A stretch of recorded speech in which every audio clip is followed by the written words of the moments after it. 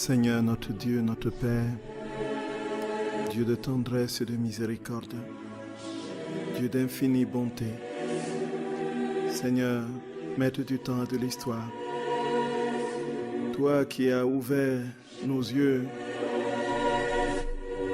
pour que nous contemplions le grand mystère de ta vie divine dans les créatures en ces temps qui sont les derniers.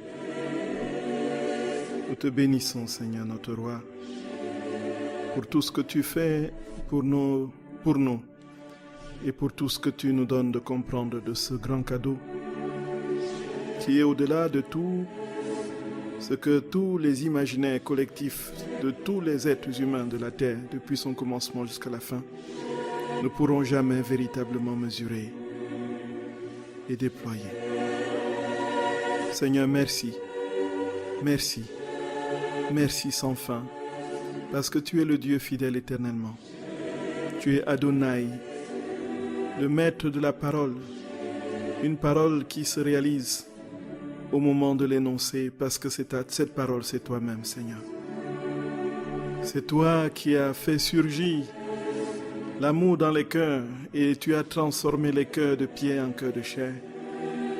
C'est toi qui as, par ta parole, inscrit ta loi sur les tables de pierre qui se sont transformées en tables de chair dans la nouvelle alliance.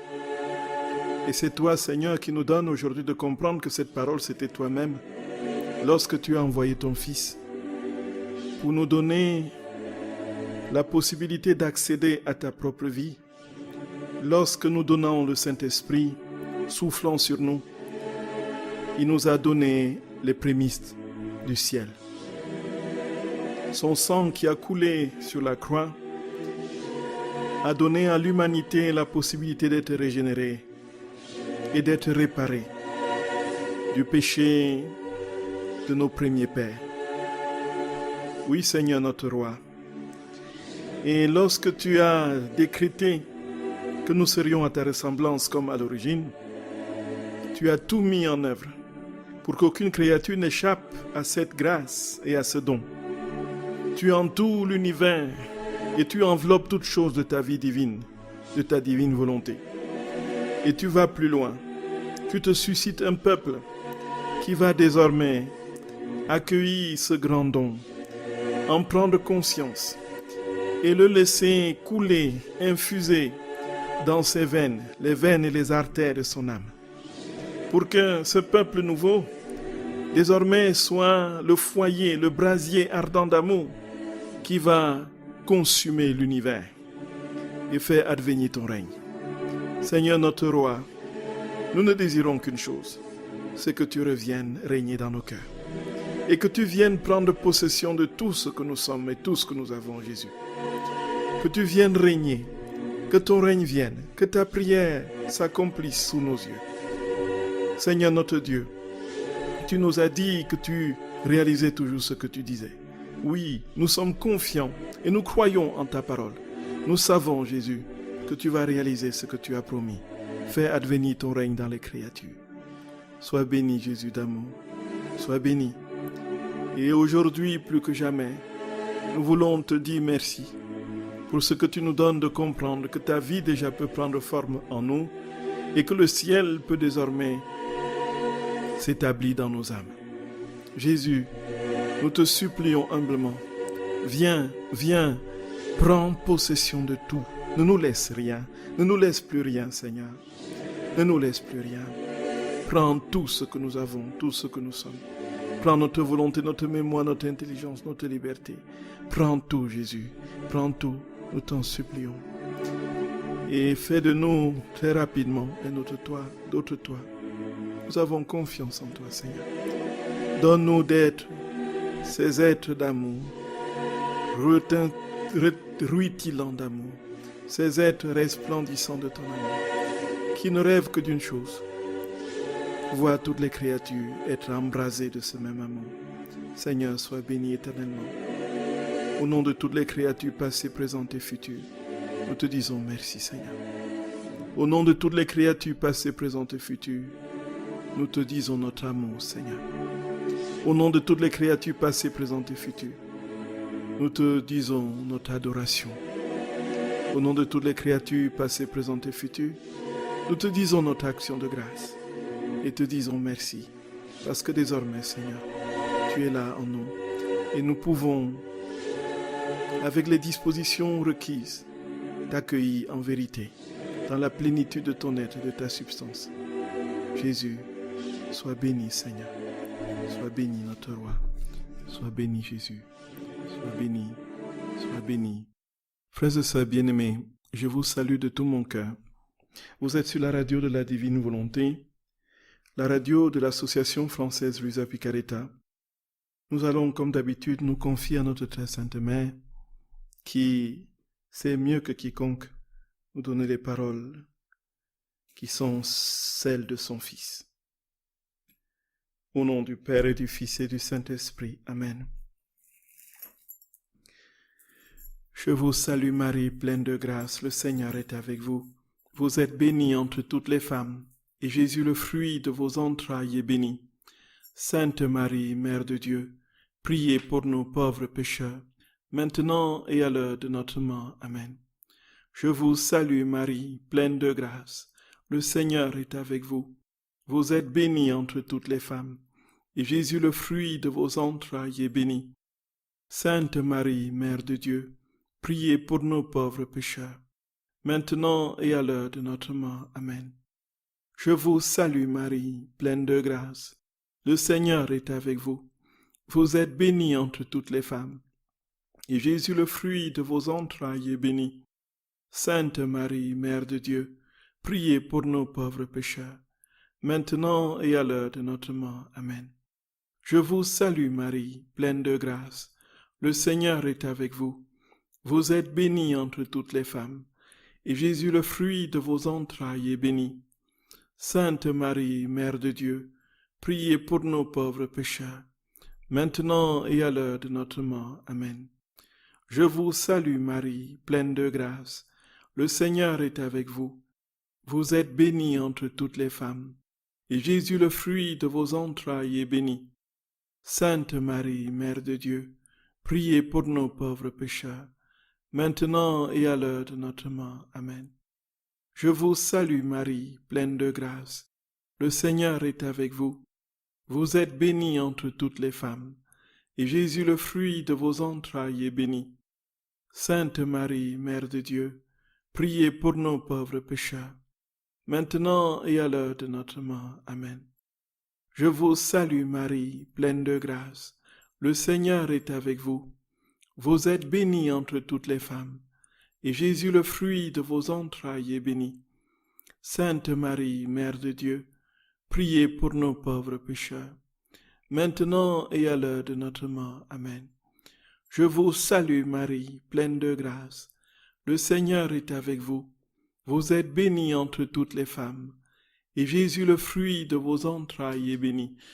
Sainte Marie, Mère de Dieu, priez pour nos pauvres pécheurs, maintenant et à l'heure de notre mort. Amen. Je vous salue Marie, pleine de grâce, le Seigneur est avec vous. Vous êtes bénie entre toutes les femmes, et Jésus, le fruit de vos entrailles, est béni. Sainte Marie, Mère de Dieu, priez pour nos pauvres pécheurs, maintenant et à l'heure de notre mort. Amen. Je vous salue Marie, pleine de grâce, le Seigneur est avec vous. Vous êtes bénie entre toutes les femmes, et Jésus, le fruit de vos entrailles, est béni. Sainte Marie, Mère de Dieu, priez pour nos pauvres pécheurs, maintenant et à l'heure de notre mort. Amen. Gloire soit au Père, et au Fils et au Saint-Esprit, comme il était au commencement, maintenant et toujours, et dans tous les siècles des siècles. Amen. Ô mon Jésus, pardonnez-nous nos péchés, préservez-nous du feu de l'enfer, et conduisez au ciel toutes les âmes, surtout celles qui ont le plus besoin de votre sainte miséricorde. Ô Marie conçue sans péché, priez pour nous qui avons recours à vous.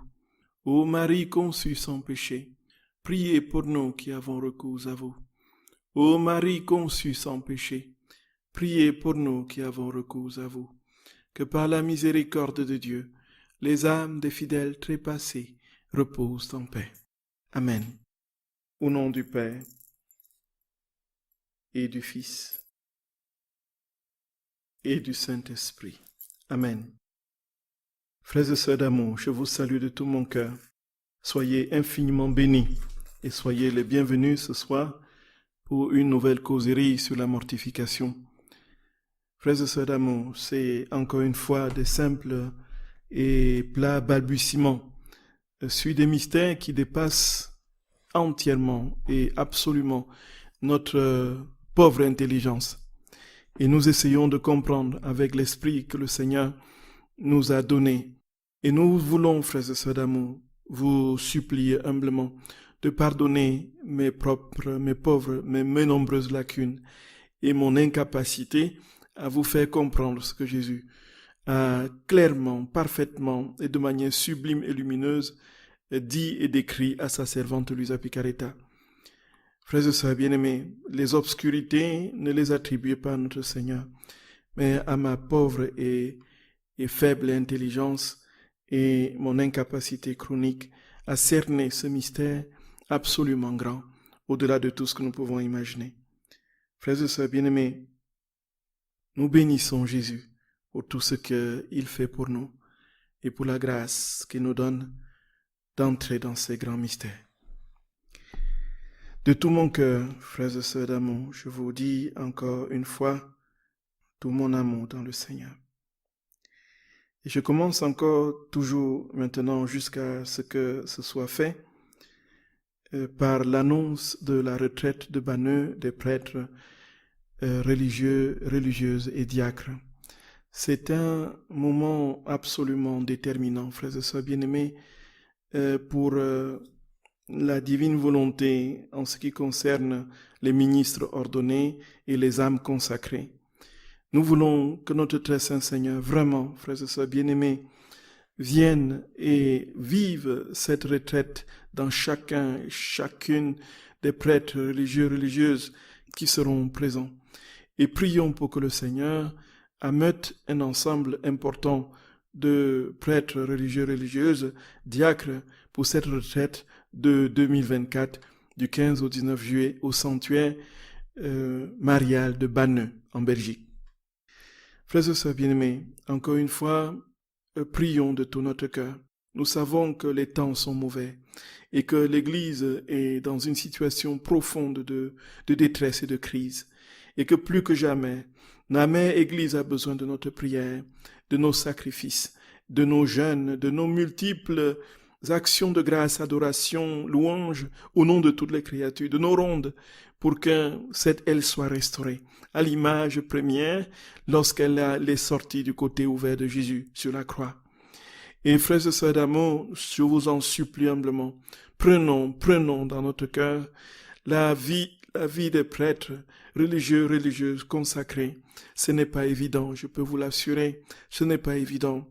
Priez pour vos prêtres, frères et sœurs d'amour. Priez pour vos prêtres. Voilà pour l'annonce. Alors, nous allons continuer aujourd'hui avec toujours au point 3, les différentes formes de mortification. Tout ce que je dis, c'est dans le livre du ciel. Et frères et sœurs bien-aimés. Donc en fait, c'est le Seigneur lui-même qui traduit ce que c'est que la mortification dans ces différents angles. La seule chose que j'ai faite, c'est que j'ai essayé d'ordonner, de faire un plan. Mais tout est dans le livre du ciel. La preuve, c'est que je cite justement les passages du livre du ciel qui nous en parlent. C'est pour dire que ce que le Seigneur a dit, je ne peux pas le déformer. Parce que c'est lui qui l'a dit. Et je ne peux pas entrer avec mon interprétation propre en disant, c'est dépassé, il faut maintenant penser à autre chose. Ce que je dis, c'est ce que le Seigneur a dit. Je répète, je suis un perroquet. Je suis un simple perroquet. Un mauvais perroquet d'ailleurs, parce que je ne reprends pas fidèlement ce que Jésus dit. Pardonnez-moi, frères et sœurs d'amour, encore une fois, pardon pour mes lacunes. Pardon pour mes lacunes. Nous avions parlé la dernière fois, frères et sœurs d'amour, des attachements à la famille. Et Jésus parlait plus spécifiquement des prêtres qui s'attachent à la famille. Et nous savons aussi que la famille, qui est le lieu de l'amour par excellence, est aujourd'hui malheureusement le lieu de nombreux drames, des drames d'une incroyable fréquence. Et voici que le Seigneur dit très clairement que la famille est pour nous un support, un soutien incontestable. C'est le lieu de notre enfantement, c'est le lieu de notre maturation humaine, c'est le lieu de notre maturation affective, c'est le lieu de l'apprentissage de l'amour. Mais la famille ne doit pas se substituer à Dieu. La famille ne doit pas prendre la place de Dieu. En quelque sorte, nous ne devons pas vivre par procuration à travers notre famille. C'est Dieu qui nous fait vivre. Et le Seigneur dit, surtout pour les prêtres, détachez-vous des intérêts de la famille. Les intérêts de la famille sont multiples. Et nous savons, frères et sœurs bien-aimés, les questions d'héritage, les questions de ceci, les questions matérielles, il m'a aidé, il m'a pas aidé, ainsi de suite. Et donc les prêtres, au temps de Luisa, et encore aujourd'hui, bien sûr, sont pris dans ces intérêts. Et nous avons vu, justement, ce prêtre qui était au purgatoire et qui a dit à Luisa qu'il est là, et que rien ne peut le faire sortir. Jésus a dit à Luisa que rien ne peut le faire sortir de là, sinon le feu du purgatoire et le feu de la privation de Dieu. Et tout simplement parce qu'il était sur la terre attaché aux intérêts de la famille. Et puis ensuite, ainsi de suite. Voilà. Nous sommes, frères et sœurs bien-aimés, dans quelque chose qui dépasse complètement ce que nous pouvons imaginer en temps normal. Quand nous faisons notre examen de conscience, nous voyons bien qu'est-ce qui se passe. Quand on est avec tel membre de la famille, il faut qu'on critique tel autre parce qu'il n'a pas fait ceci, parce qu'il n'a pas fait cela, parce que l'autre a eu plus d'héritage, parce que ainsi de suite. On est empêtré dans mille et une choses. Jésus dit, sors de là. Jésus ne nous dit pas de renier notre famille, bien au contraire. C'est justement en se dégageant de tous les intérêts familiaux, avec tout ce que ça comporte comme bassesse humaine, que nous serons capables véritablement d'aimer les nôtres, sans distinction, sans aucune autre considération, les aimer de l'amour pur. Déjà, le même sang circule dans nos veines et nous ne pouvons pas ne pas les aimer parce que c'est un devoir d'aimer les membres de famille. Jésus a aimé profondément sa mère et a dit qu'il ne pouvait pas se séparer de sa mère. Mais nous voyons bien que c'était un amour divin. Et Jésus veut nous donner son cœur pour que nous aimions notre famille avec son cœur, d'un amour divin. Voilà, que ce soit bien clair, frères et sœurs d'amour. Voici que Jésus parle de la famille. Aujourd'hui, nous allons continuer avec les autres formes de mortification. Jésus va nous parler maintenant des opinions que nous avons de nous-mêmes, ou plutôt qu'on veut que les gens aient de nous. Nous voyons très souvent, frères et sœurs d'amour, on nous a parfois conditionnés avec des schèmes culturels ou familiaux pour que nous ayons une certaine image, que nous donnions une certaine image. Et nous voulons que les gens pensent du bien de nous. Alors, qui ne veut pas que l'on pense du bien de nous? Personne. Tous sans exception, nous voulons que l'on dise du bien de nous, que l'on pense du bien de nous. Et Jésus dit, et il y a un passage dans le livre du ciel, où notre très saint Seigneur va, d'une manière forte, reprendre le confesseur de Luisa. Qu'est-ce qui se passe? Le confesseur de Luisa voulait que tout le monde ait une bonne idée de Luisa, que tout le monde ait une bonne opinion d'elle. Et donc, qu'est-ce qu'il faisait pour cela? Il allait expliquer à chaque prêtre, à tous les prêtres qu'il trouvait, qu'il rencontrait, la vie de Luisa, son intimité avec le Seigneur, pour dire que c'est une âme extraordinaire, ainsi de suite, tout simplement parce qu'il voulait que tous soient d'accord pour dire que Luisa venait de Dieu et que ce qui se produisait chez elle, c'était de Dieu.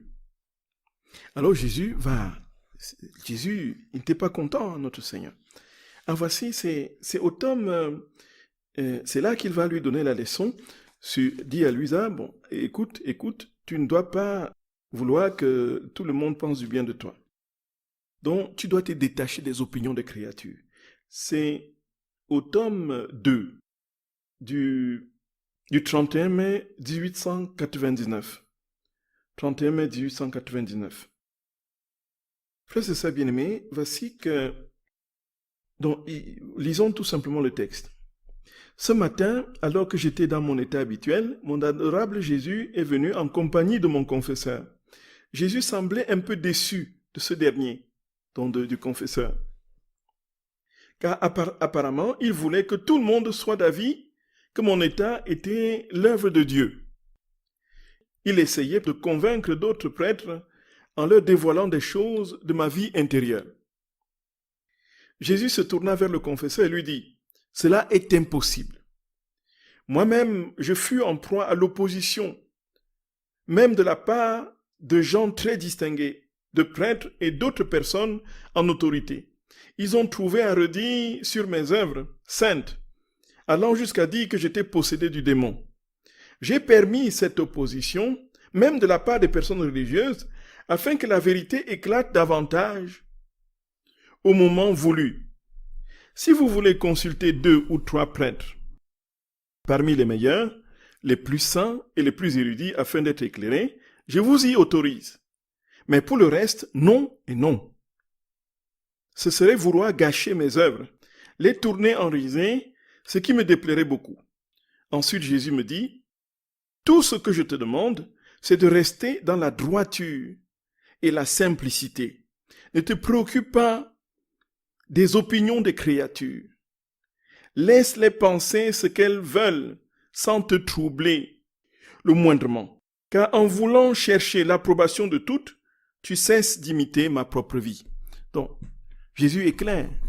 Lui-même, il n'a pas été approuvé par tous. Il a été combattu en commençant par ceux-là qui devraient l'accepter en premier, les grands prêtres.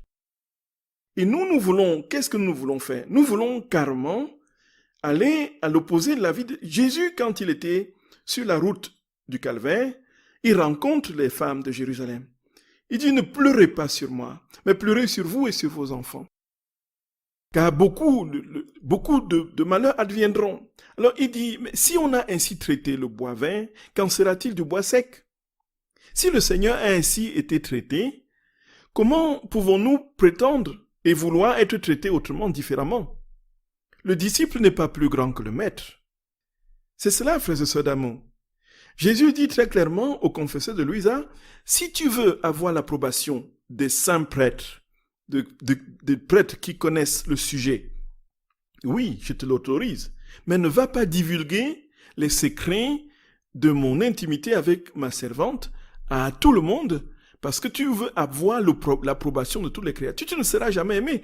Et si tu veux te comporter ainsi, c'est que tu n'es plus avec moi, puisque ça ne s'est pas passé comme ça pour moi. J'ai été combattu, on m'a même dit que j'étais possédé par un démon et que c'est par Belzéboul que j'accomplisse les miracles. Et toi, tu veux que tout le monde t'applaudisse, que tout le monde t'aime, que tout le monde, ainsi de suite. Voici un peu, frères et sœurs bien-aimés, la grande souffrance aujourd'hui des prêtres. Pardonnez-moi de revenir sur les prêtres. C'est que on sait quelle est la vérité. On sait quel est le chemin suivre. On le sait.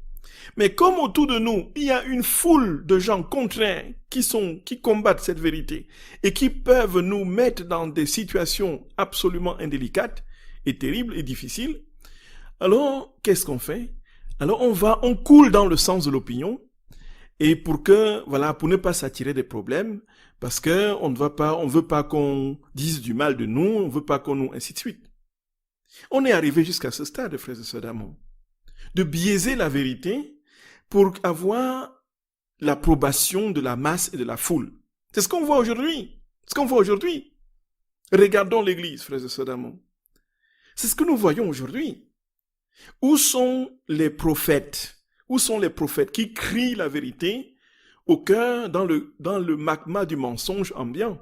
Où sont les saints qui suivent uniquement ce que la parole de Dieu dit, sans entrer dans les compromissions du monde? Où sont-ils? Tout simplement parce nous avons peur. Nous avons peur qu'on nous dise du mal de nous, qu'on nous parle de, ainsi de suite. Le Seigneur dit, ce qui importe le mieux, la seule chose qui m'importe, c'est que tu sois en moi dans ma vérité. C'est mon approbation que tu dois rechercher, et non celle des créatures. Allez boire le fiel des vanités, des honneurs des hommes, et compromettre la vérité de Dieu. Frères et sœurs d'amour, ce n'est pas le chemin qu'a suivi Jésus. Jésus, pour nous montrer son amour, est mort sur la croix. Ne croyons pas que nous allons, n'est-ce pas, nous mettre dans des salons et siroter des whisky et manger des cuisses de pintade et puis être applaudi de tout le monde et puis entrer au ciel, n'est-ce pas? Non. Le chrétien n'a jamais été applaudi par tout le monde. Ce n'est pas possible. Donc, frères et sœurs d'amour, cherchons Dieu, cherchons le Seigneur. Cherchons-le et lui seul, je nous en supplie humblement. Cherchons-le et lui seul. Cherchons-le et lui seul. Son opinion seule doit compter. Son opinion seule doit compter. Si tout est fait dans la vérité et dans l'amour, l'amour, frères et sœurs bien-aimés, aimons tous et tous ceux que nous croisons, que l'amour du Seigneur dégouline de nous vers eux, quels qu'ils soient, aimons-les. Mais n'attendons pas que nous soyons aimés parfaitement en retour par tout le monde. Ce n'est pas possible. Ce n'est pas possible. Du moins, tant que la divine volonté n'est pas encore totalement établie dans les créatures, ce n'est pas possible. Il y aura toujours une opposition. Voyez, je suis venu non pas apporter la paix, dit Jésus, mais le glaive. Nous connaissons bien ce passage de l'Évangile. Jésus, il a le prophète Siméon, lorsqu'il le voit au temple, il sera un signe, il dit à Marie, il sera un signe de contradiction. Voyez, sera un signe de contradiction. Et si nous voulons être des chrétiens de confort, c'est-à-dire que pour vivre comme tout le monde, pour que tout le monde nous apprécie, là, il faut bien se poser la question si nous sommes vraiment chrétiens. Si nous arrivons à ce que tous nous sommes appréciés, que tous nous sommes appréciés de tous, là, il y a un problème. Effectivement, il y a un problème. Ça veut dire que la vérité en nous n'éclate pas. L'amour en nous n'est pas encore suffisamment déployé. Parce que plus nous aimerons, plus nous serons dans la vérité, plus la lumière va éclairer les ténèbres vont se révéler. Voilà, c'est pourquoi l'Église est aujourd'hui plus que jamais persécutée. C'est pourquoi les forces du mal se sont ruées sur l'Église. Mais Jésus dit, les puissances de la mort ne l'emporteront point contre elle. Parce que c'est le lieu de la vérité, là où il est présent en son corps, son sang, son âme et sa divinité dans le Saint-Sacrement de l'autel. Là où les sacrements célébrés libèrent, guérissent, restaurent. Là où sa très sainte mère règne, partout. C'est pourquoi l'Église est ici, ainsi. Voilà, frères et sœurs, voilà la vérité. Et si l'Église veut être un signe prophétique pour notre temps, il faudrait qu'elle reste sur la ligne de cette vérité qu'il a façonnée. Il ne peut pas en être autrement. Il ne peut pas en être autrement. Et Jésus dit, tu dois mortifier justement ton... Ne crois pas que tout le monde va t'aimer et que tu vas attirer l'admiration de tous. Non, non, non, non. Laisse-les, dit Jésus, penser tout ce qu'ils veulent. Ne te trouble pas, ne te trouble aucunement. Parce que si tu te troubles, c'est que tu cesses d'imiter ma vie. Donc nous devrions être établis dans une paix quasiment inaltérable. Une paix inaltérable, frères et sœurs d'amour. Une paix inaltérable. Peu importe ce qu'on pensera de nous, soyons dans la paix, si nous sommes dans l'amour, la vérité, et en communion avec notre Seigneur. Voilà. Voilà, ça c'était une forme que le Seigneur décrit très, très clairement. Il y a d'autres passages, mais nous nous limitons à celui-là. Et puis, une autre forme de mortification que Jésus donne à comprendre, c'est-à-dire, une fois nous comprenons, frères et sœurs d'amour, que le but final de toutes ces formes de mortification, c'est quoi? C'est que la divine volonté règne pleinement et parfaitement en nous. C'est que la divine volonté pense et vive en nous. Les formes de mortification que nous décrivons et que le Seigneur décrit dans le livre du ciel n'ont qu'une seule finalité, amener la volonté humaine à être dans une communion intime, étroite avec la divine volonté, de sorte que cette volonté soit opérante de manière continuelle et que nous soyons établis dans ce mode d'éternité dans laquelle nous place la vie divine, que nous entrions dans cette communion continuelle qui fait que Dieu s'établit en nous et vit définitivement et parfaitement en nous. Le but est là. Le but est là. Au fond, c'est pour que la volonté humaine soit mortifiée. Quand on dit volonté humaine, frères et sœurs bien-aimés, ça va dans tous les sens. Les gens comprennent ça. Nous comprenons ça dans tous les sens. Mais ce que Jésus veut dire, il ne veut pas dire que nous soyons privés de volonté. Sinon, pourquoi nous aurait-il donné une volonté s'il veut nous le priver? Ce n'est pas dans ce sens. Quand il dit de mourir à sa volonté, ou bien de quitter sa volonté propre, il ne s'agit pas de la volonté comme instance de la personne humaine, comme faculté de l'âme.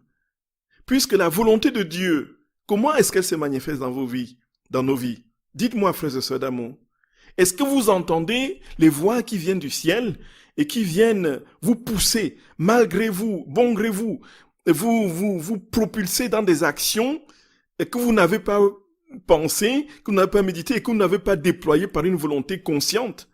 Non, il ne s'agit pas de la volonté en tant que faculté de l'âme, qui, avec la mémoire et l'intelligence, forment les trois facultés de l'âme dans lesquelles, dit Jésus, il est venu, la Trinité est venue s'inséminer, s'implanter. Le Père dans la volonté, le Fils dans l'intelligence et le Saint-Esprit dans la mémoire. Mais il s'agit de la volonté humaine en tant que refus de la volonté de Dieu. Donc, désir contraint à la volonté de Dieu. En tant que volonté qui nous éloigne de Dieu. Voilà, c'est cela. En tant que passion. Donc, tout ce qui en nous éloigne de Dieu, c'est ce qui doit mourir. Ce n'est pas la volonté comme telle, voyez. Dieu veut nous parler et veut faire des choses en nous. Il utilise la volonté qu'il nous a donnée. C'est quand il veut nous dire quelque chose, c'est dans l'intelligence qu'il nous a donnée que l'Esprit Saint vient prendre forme, que le Jésus vient prendre forme pour nous faire faire. Ce ne sont pas des choses extérieures à nous, dont la mort à notre volonté ce n'est pas disparaître, sinon on mourrait, sinon on meurt. Quelle mort peut-elle même d'ailleurs détruire cette faculté de l'âme puisqu'elle survit dans l'éternité? Elle survit à la mort. Donc Jésus dit très clairement, en fait, la mort à notre volonté, cette attention continuelle qui doit faire mourir notre volonté, c'est la mort à nos passions, la mort à tout ce qui n'est pas Dieu en nous, la mort à tout ce qui nous éloigne de Dieu. Et donc au fur et à mesure que je pose mes actes dans la divine volonté, parce que Dieu le fait, en fait c'est lui qui opère et qui agit, alors ce qui est contraire à lui disparaît progressivement. Mais c'est par mes facultés qu'il le fait.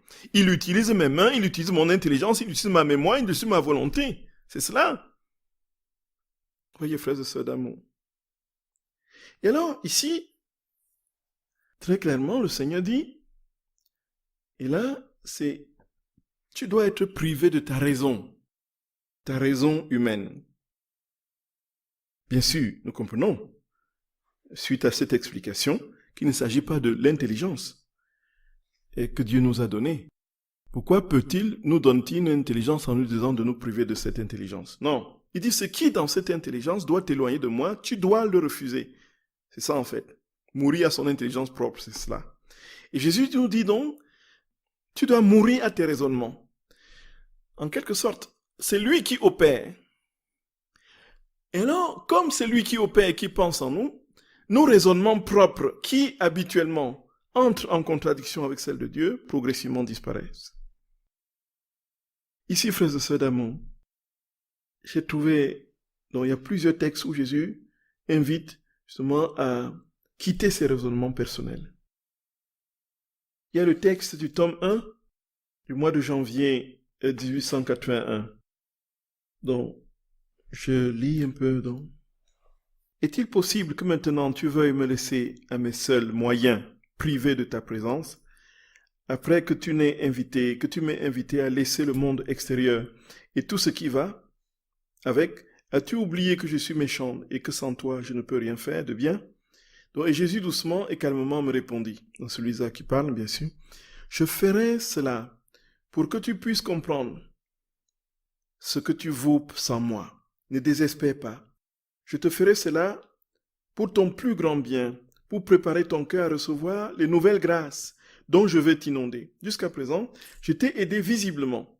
Maintenant, invisiblement, je te ferai sentir ton néant en te laissant seul avec toi-même. Je vais faire en sorte que tu atteignes la plus profonde humilité et je te donnerai mes grâces, les meilleures, pour te préparer pour les hauts niveaux auxquels je te destine. Ainsi, plutôt que de désespérer, sois joyeuse et remercie-moi parce que plus tu traverseras cette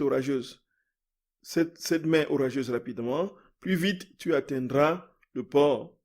Plus les tests auxquels je te soumettrai seront sévères. Non, c'est pas ce texte-là. Pardonnez-moi. Non, c'est autre chose. Pardonnez-moi, frères et sœurs bien-aimés, je me suis trompé de texte. Pour les raisonnements, ça c'était, là on va en venir, ça c'est quand on se sent privé du sentiment de Dieu. Ça c'est la mortification.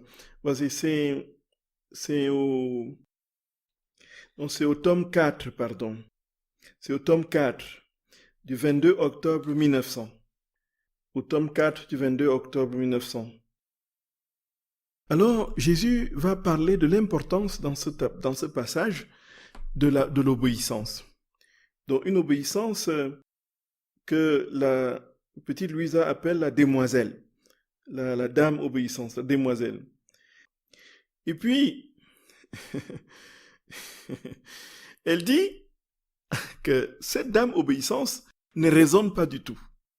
Parce qu'en fait, il faut dire que aujourd'hui, dans les communautés religieuses, ce n'est vraiment pas ce que c'était avant. Hein. Parce qu'on amenait les gens à faire des choses complètement incroyables. Tout simplement parce qu'on voulait plier leur volonté propre. On voulait plier leur moi et pour qu'ils ne... Voilà. Donc, on pouvait donner des ordres et des contre-ordres à la fois, et la volonté humaine ne se retrouvait plus, voyez. On faisait faire des choses voilà, qui vous humiliaient expressement pour que vous soyez humble, voilà, dans la logique d'une humilité qui jaillit de l'humiliation. Voilà un peu comment on raisonnait. Donc c'était sans aucune raison logique en fait. Et puis on connaît les commandes et les ordres que les confesseurs ont donnés à Luisa Picaretta. Il y a même un ordre qui lui a été donné de dire à Jésus de ne plus venir. Il fallait qu'elle obéisse. De sorte que lorsque Jésus est arrivé, Luisa a dit, mais Seigneur, la dame obéissance dit il faut partir, ne reste pas là, s'il te plaît. Il faut rentre, va-t'en, je veux pas te voir. Nous imaginons le déchirement que ça pouvait constituer. Dire à quelqu'un de ne pas accepter la présence de Jésus, c'est déraisonnable, ça n'a aucun sens. Ça n'a aucun sens. Surtout que ce confesseur savait que c'était Jésus, effectivement. Il n'était pas en train de mettre en doute les visions de Luisa. Il dit maintenant, bon, ça suffit, tu lui dis qu'il ne vienne plus. Et quand Jésus arrive, Luisa est obligée, par obéissance, de chasser Jésus, de dire, il ne faut plus, s'il te plaît. C'est incroyable. C'est incroyable. C'est une mortification terrible. Et voici, frères et sœurs bien-aimés, que comme l'obéissance n'a pas de raison, Jésus profite pour dire à Luisa, voici ce qu'il dit. Pour pouvoir demeurer en bon terme avec elle, il est nécessaire de perdre sa propre raison, car la demoiselle se vante ainsi. Moi, je n'ai aucune raison humaine, et c'est pourquoi je ne peux pas m'adapter aux usages humains. Ma raison est divine, et celui qui veut vivre en paix avec moi doit absolument perdre sa propre raison pour faire l'acquisition de la mienne. Voilà donc comment la demoiselle raisonne. Qu'est-ce qu'on peut dire? Avec elle, il vaut mieux se taire, car quel est tort ou raison? Elle veut toujours avoir raison, et elle se glorifie de te donner tous les torts. Voyez. Ici, le Seigneur l'éduque à comprendre que la dame obéissance éclabousse notre raison propre, notre raisonnement. Et ici, frères et sœurs bien-aimés, sans être dans des communautés religieuses avec des ordres qui nous paraissent difficiles à tenir, comment pouvons-nous obéir de manière déraisonnable? Déjà, revenons à l'Écriture, nous voyons Saint Paul, frères et sœurs bien-aimés, qui dit dans sa lettre aux Corinthiens, il dit, où est le raisonneur? Où est l'intelligent? Où est le sage? Où est le contenteur? Où est de ce? Dieu n'a-t-il pas frappé de folie l'intelligence humaine? Effectivement, quand on rentre dans ces vérités avec le raisonnement humain, on se dit, mais comment est-ce que c'est possible que Dieu ait traité une créature aussi sévèrement et durement? Comment se fait-il qu'une créature dise qu'elle veuille souffrir comme Louisa. Donc, elle veut souffrir pour épargner les châtiments. Comment se fait-il qu'elle se plaigne de ne pas avoir une bonne dose de souffrance? Qu'elle se plaigne c'est des choses qui sont absolument inconcevables pour notre raison humaine, empêtrées dans les réalités logiques des mondes éphémères. Mais on est ici à une autre dimension, c'est la surnature. Les choses se passent à un autre niveau de la communion avec Dieu. Et si nous n'avons pas justement le raisonnement de Dieu, nous ne serons pas capables de comprendre ce qui se passe. Et ça peut s'appliquer dans notre propre vie, frères et sœurs d'amour. Quitter notre propre raison pour épouser celle de Dieu nous permettra de comprendre beaucoup de situations de notre vie. Parfois, nous sommes posé la question, mais logiquement, ça n'aurait pas dû se passer ainsi. Il y a eu ceci, logiquement, ça ne devrait pas être ainsi. Il y a eu des choses dans ma vie, ceci, mais ça ne devrait pas se passer comme ça logiquement. Alors, nous sommes dans la logique humaine.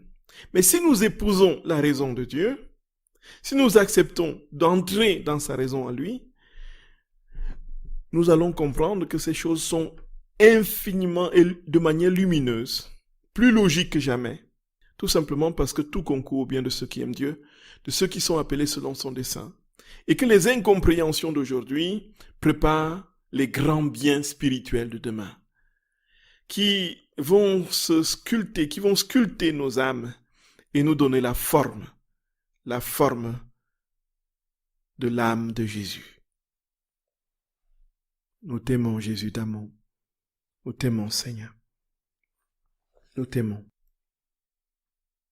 Un autre passage, toujours au tome 4, du 21 novembre 1902. Pendant qu'il disait cela, je me suis souvenu de l'ordonnance reçue et je lui ai dit, « Mon doux bien, me feras-tu obéir en me faisant recouvrer mes sens par moi-même » Jésus répondit, « Ma fille, moi le Créateur, j'ai obéi à la créature en te tenant suspendu pendant ces derniers jours. Il est bien juste que la créature obéisse à son Créateur en se soumettant à ma volonté.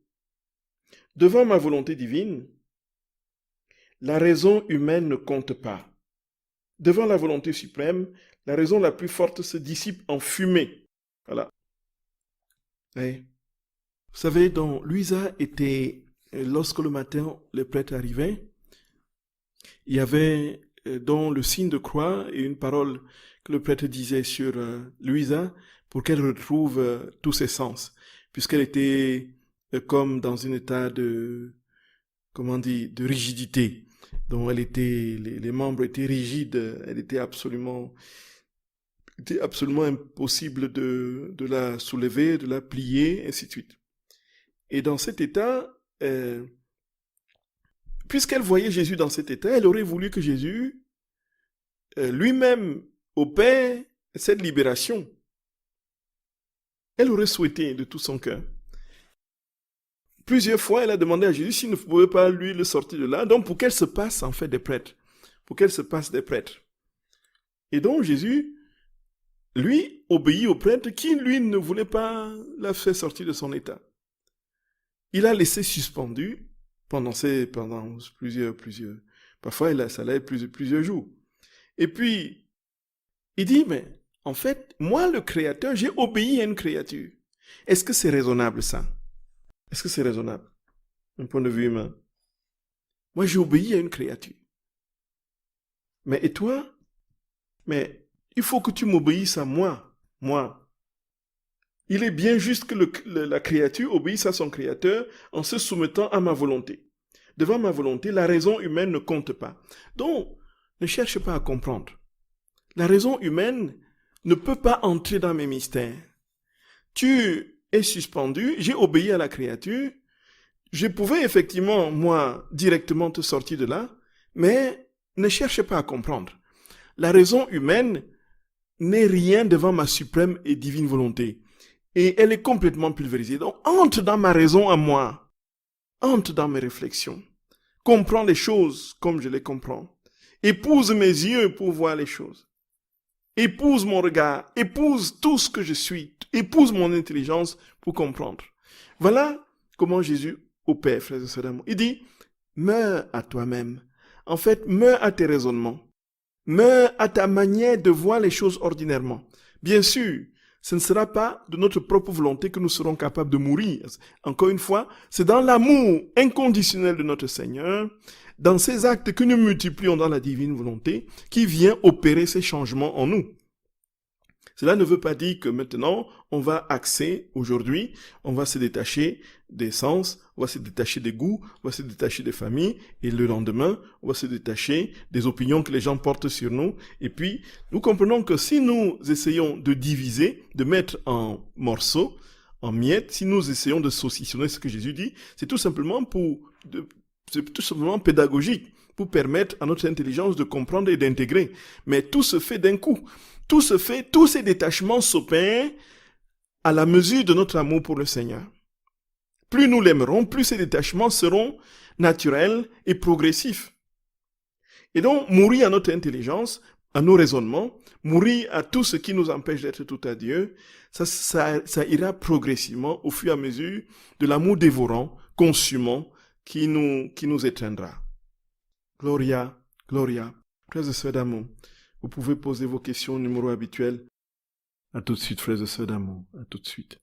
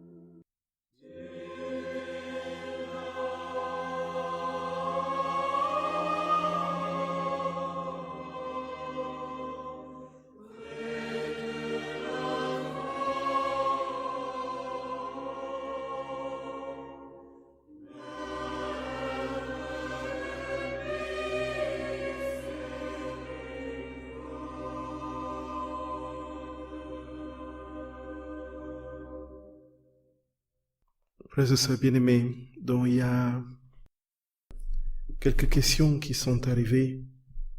Il y a une première question qui demande si on peut considérer que Ève a initié le péché de la raison en discutant avec le serpent. Et en fait, voilà. Dieu a dit à l'homme et à la femme, dans le fruit au milieu du jardin, vous n'en mangerez pas. Donc, point final, quoi. Point final. Est-ce qu'il y avait une raison à cela? Dieu ne leur a pas donné la raison. Donc, ils étaient tenus à un devoir d'obéissance. C'était l'épreuve, en fait. Dans l'épreuve, on ne donne pas la solution. Vous êtes d'accord avec moi? Quand nous sommes allés pour les épreuves d'examen au cours de notre vie, on nous donnait les épreuves, on ne nous donnait pas les réponses, les solutions. Le corriger vient après, quand nous avons terminé. C'était l'épreuve. Donc c'était sans discussion. Ils devraient obéir tout simplement. Et ils auraient réussi brillamment leur examen s'ils avaient tout simplement obéi sans plus. Mais effectivement, le serpent, qu'est-ce qu'il fait? Il vient et leur dit, écoutez, si vous mangez de ce fruit-là, vous allez vous rendre compte que vous allez connaître le bien et le mal, ainsi de suite. Et alors, frères et sœurs bien-aimés, on peut effectivement penser que, et dit très clairement, c'est le premier moment, effectivement, où l'humanité entre en dialogue pour tenter de comprendre et obéir à ce que la raison qui était là devant présentait. Et voici, on peut effectivement dire que ce péché de la raison, dans son déploiement, a commencé avec Ève, voilà, ce que je peux dire, effectivement, ça paraît très clair dans la chronologie, et il n'y a pas d'autre moment avant où on entend Dieu discuter avec Adam pour lui expliquer les choses dans les détails, voici ce qui va se passer si tu fais cela ou si tu ne fais pas cela.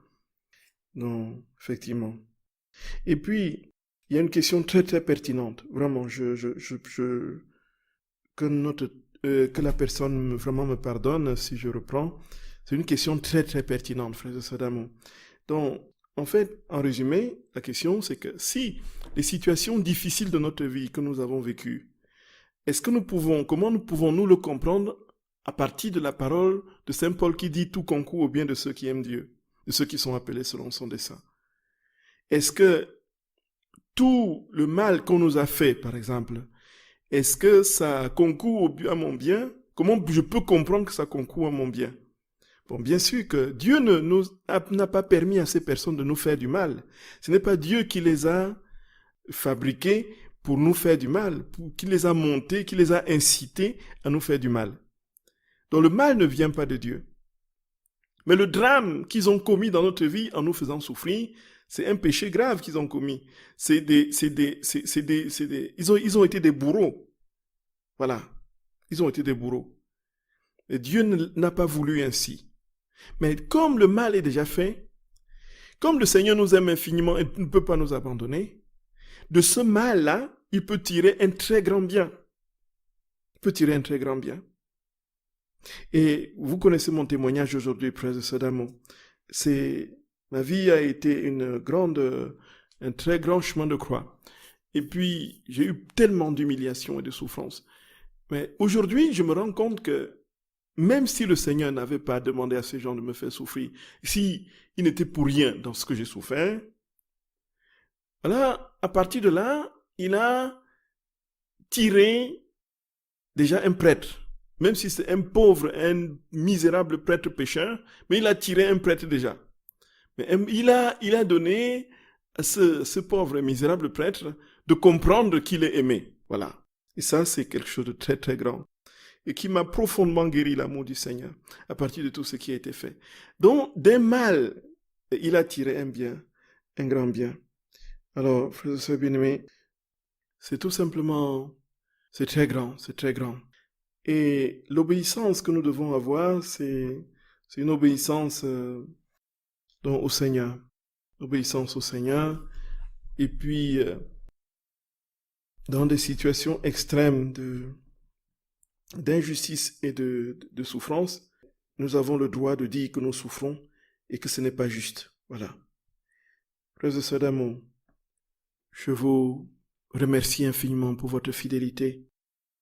La semaine prochaine, je vais à Bratislava, en Slovaquie, pour prêcher une retraite pour les prêtres. Merci de porter cette retraite dans vos prières. Donc, jeudi prochain, il n'y aura pas d'émission. La radio dit la divine volonté. Frères et sœurs d'amour, je nous en supplie humblement. Prions de tout notre cœur. Mettons-nous à genoux. Crions vers le Seigneur. Demandons-lui la grâce, le don de sa divine volonté pour tous les prêtres, pour tous les prêtres, pour tous les prêtres. Qu'il y ait une moisson. C'est-à-dire que le mal est en train de nous narguer. Mais nous savons que nous avons une force, un contrepoids supérieur à toutes ces gesticulations. Nous savons que nous avons Jésus et que Jésus a le dernier mot sur l'histoire. Frères et sœurs d'amour, je nous en supplie humblement. Prions, prions, prions, prions, prions pour l'Église. Prions pour les prêtres. Prions, prions, prions. Frères et sœurs d'amour, que Jésus, dans sa bonté, son infinie tendresse et miséricorde, étende sa main sur vous. Qu'il vous bénisse, qu'il vous garde, qu'il vous montre sa face, qu'il vous accorde sa grâce, qu'il tourne vers vous son visage et vous donne sa paix, lui qui est Père, Fils et Saint-Esprit. Amen. Frères et sœurs d'amour, soyez infiniment bénis. Je vous aime de tout mon cœur, de l'amour du Seigneur. Soyez bénis, frères et sœurs bien-aimés.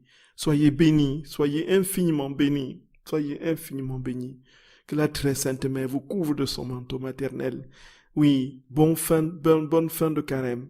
Et puis, à très bientôt, frères et sœurs d'amour, pour chanter, pour chanter les gloires éternelles de notre Christ ressuscité. Je vous aime, frères et sœurs d'amour. À très bientôt. À très bientôt. Soyez bénis. Notre Seigneur est merveilleux, toujours merveilleux.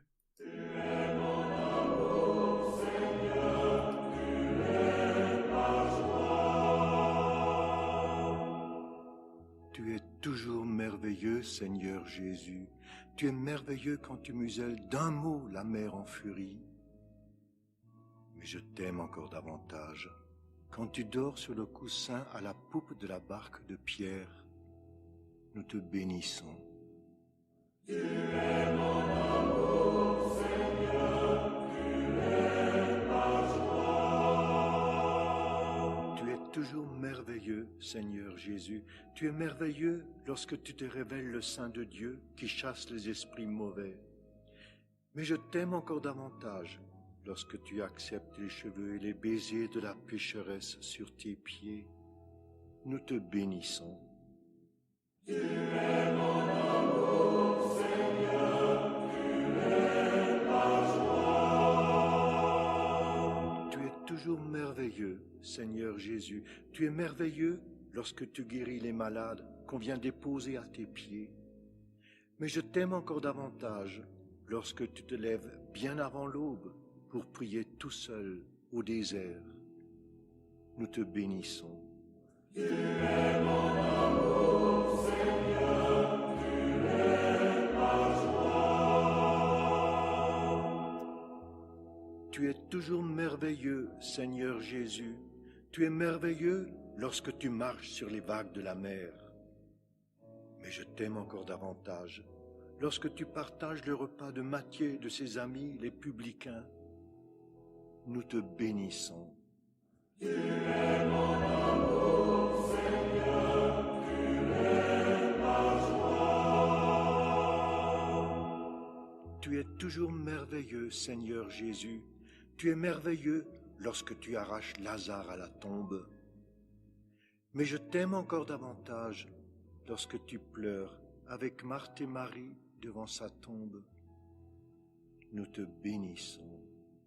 Tu es mon amour, Seigneur, tu es ma joie. Tu es toujours merveilleux, Seigneur Jésus. Tu es merveilleux lorsque tu ressuscites la petite fille de Jaïr, toi le maître de la vie et de la mort. Mais je t'aime encore davantage lorsque tu t'occupes de la faire manger. Nous te bénissons. Tu es mon amour, Seigneur, tu es ma joie. Tu es toujours merveilleux, Seigneur Jésus. Tu es merveilleux lorsque tu emprisonnes les étoiles dans ta main. Mais je t'aime encore davantage lorsque tu embrasses les petits-enfants. Nous te bénissons. Tu es mon amour, Seigneur, tu es ma joie. Tu es toujours merveilleux, Seigneur Jésus. Tu es merveilleux lorsque tu t'élèves dans la gloire de l'ascension. Mais je t'aime encore davantage lorsque tu appelles Marie par son nom au matin de la résurrection. Appelle-nous, nous aussi, par notre nom, et nous te bénirons éternellement. Tu es mon amour.